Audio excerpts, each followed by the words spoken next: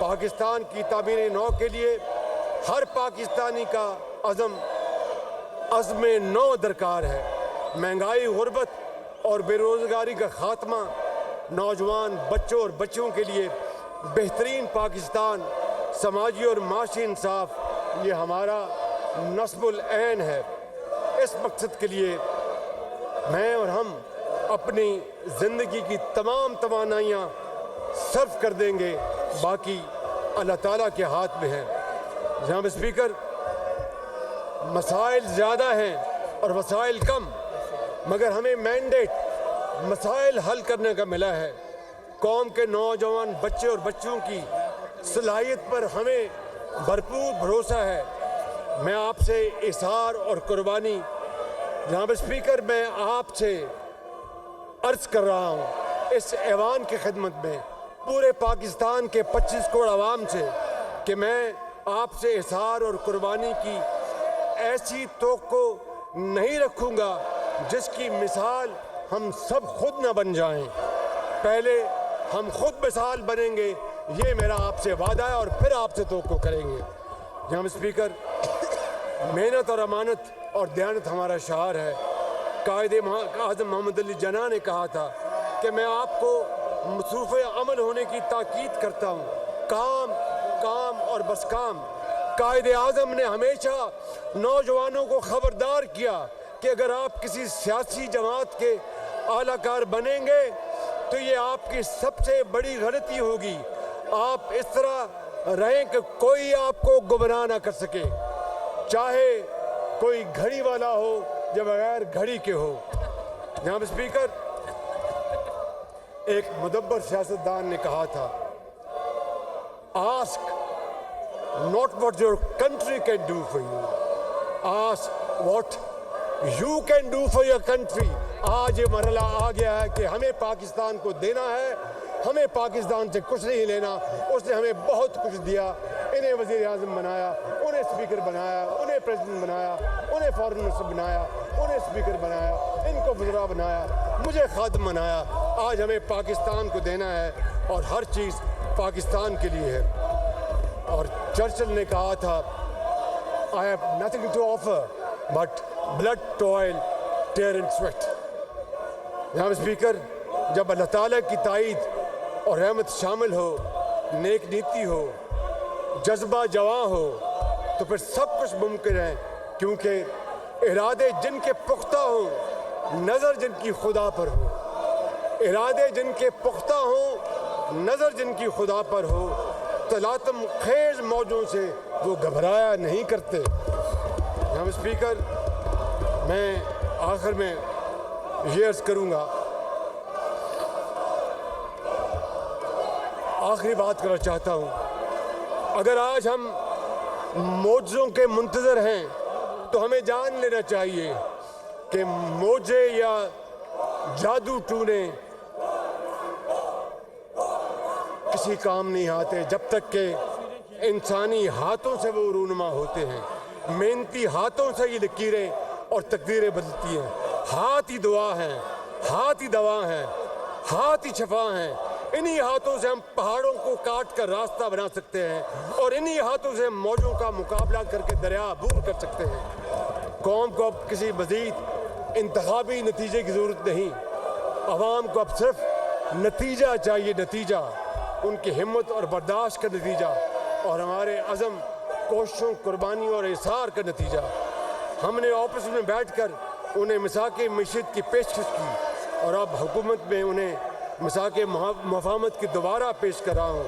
ہماری کوئی ذاتی انا نہیں، کیونکہ بات ہو پاکستان کی تو نواز شریف، آصف علی زرداری، بلاول بھٹو، جناب خالد بخشی، جناب ڈاکٹر خالد صدیقی اور جناب علیم خان، پاکستان کی ہماری کوئی ذاتی انا نہیں، کیونکہ پاکستان اور یہ عوام، یہ پورا ہاؤس پاکستان کے لیے، ہماری کوئی ذاتی انا نہیں، کیونکہ بات ہو پاکستان کی تو ہم اپنی انا کو فنا کر سکتے ہیں، دفن کر سکتے ہیں۔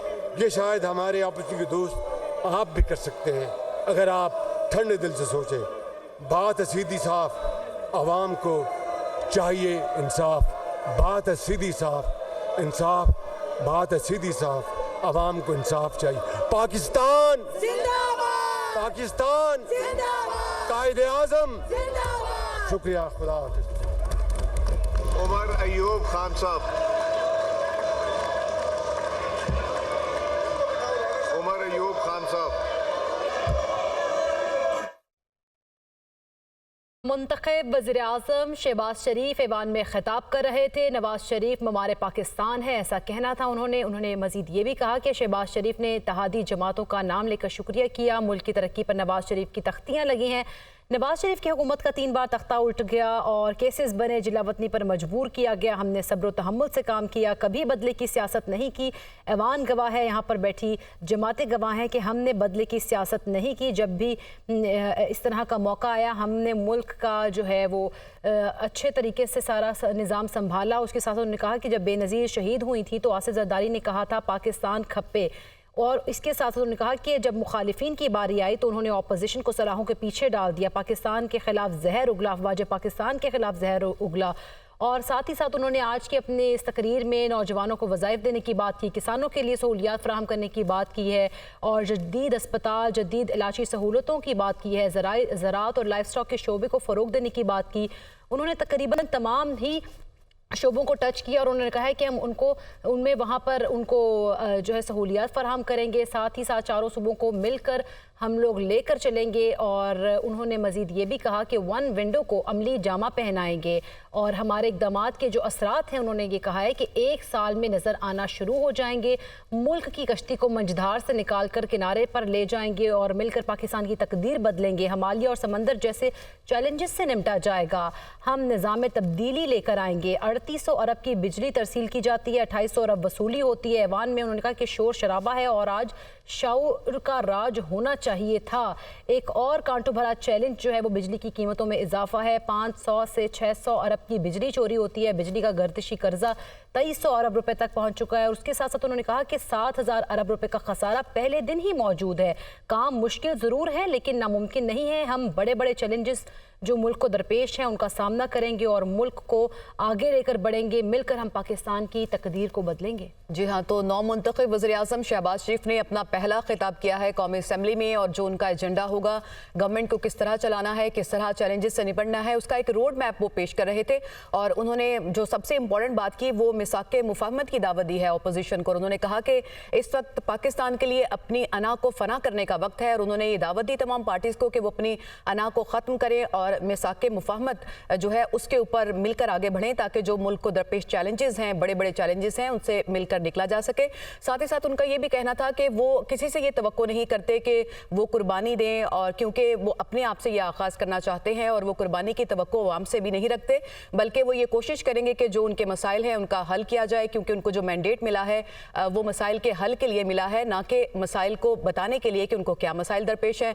तो इस तरह से जो उनका रोड मैप है आगे हुकूमत को लेकर के चलने का, उस हवाले से उन्होंने इजहार ख्याल किया। और उनका जो ज़्यादा फोकस था वो नौजवानों पे था और साथ ही साथ उन वसाइल पे था जिसको इस्तेमाल करके वो इन मसाइल से निकल सकते हैं। आपको बताएं कि आज जो है वज़ीर-ए-आज़म शहबाज शरीफ ने अपना ये पहला खिताब किया है और इसमें उन्होंने मुफाहमत की बात की है, तमाम जमातों को साथ लेके चलने की बात की है। आज खासा जो जब वो खिताब कर रहे थे तो खासी अपोजिशन की तरफ से नारेबाजी भी की गई, लेकिन इस नारों के दरमियान उन्होंने अपना खिताब जारी रखा और उनका ये कहना था कि अगर हम इस शोर को शऊर में बदलेंगे तो ही अपने मसाइल को हल कर सकते हैं। आपको बताएं कि आज जो है वो ये इंतखाब का मरहला मुकम्मल हुआ है वज़ीर-ए-आज़म पाकिस्तान के, और इस तरह से शहबाज शरीफ को 201 वोट हासिल हुए हैं और पाकिस्तान के वो वज़ीर-ए-आज़म बन चुके हैं।